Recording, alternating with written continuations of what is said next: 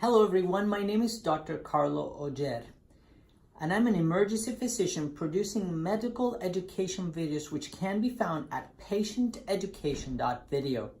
In this particular video, we're going to be answering one of the questions from one of my followers about whether or not I could do a video educating about hiatal hernia.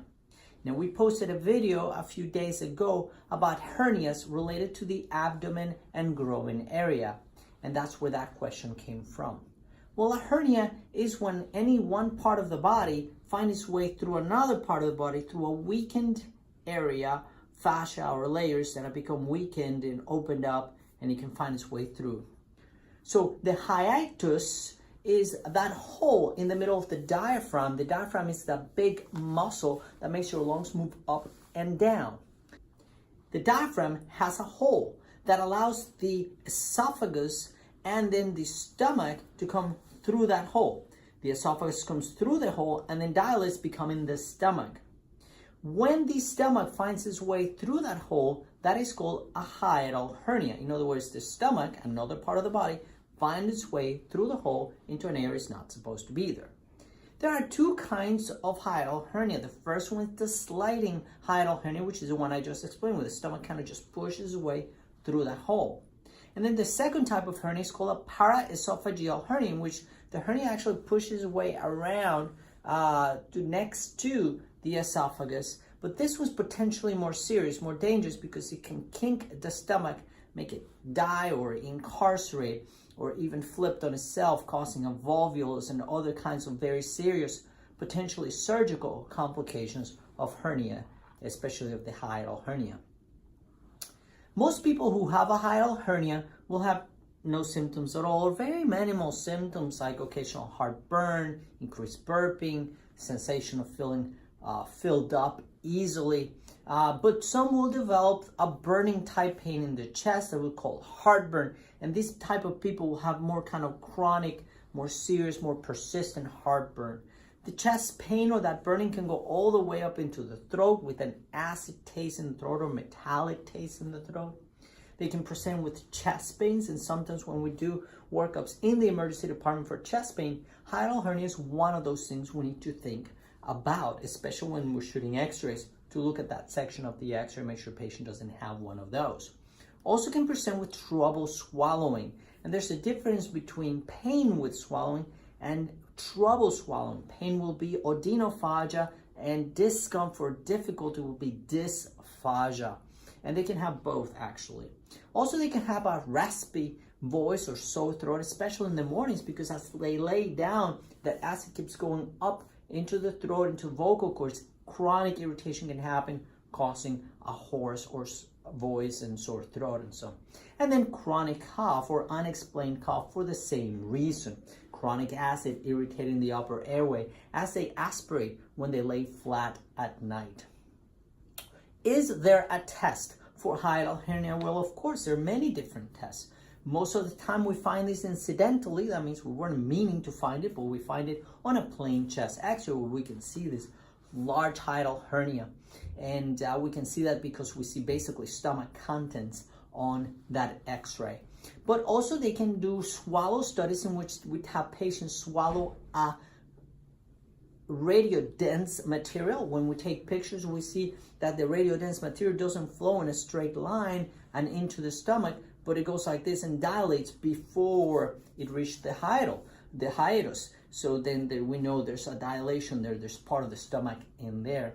And then, so of course, there's ultrasounds and CT scans and MRIs and other kinds of imaging.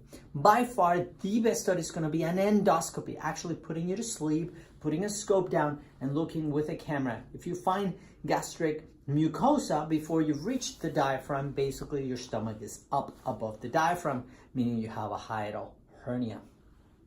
How are hiatal hernias treated? Well, we treat it depending on the symptoms. If you just have reflux and burning from time to time, we treat it as a mild esophagitis or gastritis, mostly antacids to decrease the acid production. We use actually medications that are over the counter to decrease the acidity of your stomach. That's the Mylanta, the Maalox, the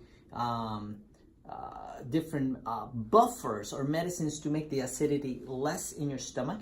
And we use medications to cause less production of acids or anti-acid producers like H2 blockers and proton pump inhibitors and so on.